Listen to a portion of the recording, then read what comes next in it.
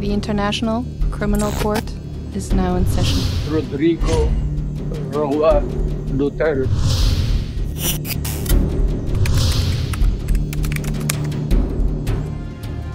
Hiniling ng kampo ni dating Pangulong Rodrigo Duterte na i-adjourn indefinitely ang lahat ng kanyang legal proceedings.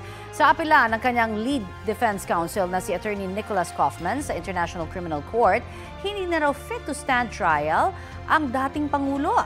Ang dahilan, may impaired memory na raw si Duterte at hindi na kayang makaalala ng pangyayari, lugar, oras o maging miyembro ng kanyang pamilya.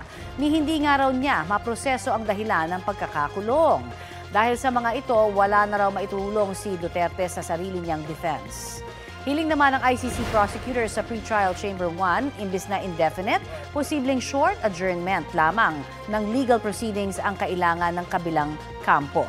Anumang delay, limitado raw dapat hanggang makapagdesisyon ang chamber kung hindi na nga fit na dumalo sa mga pagdinig si Duterte. Matatandaang sa September 23 dapat ang confirmation of charges hearing para sa kasong crimes against humanity ng dating Pangulo pero ipinagpaliban muna ito ng ICC kasunod ng apela ng depensa.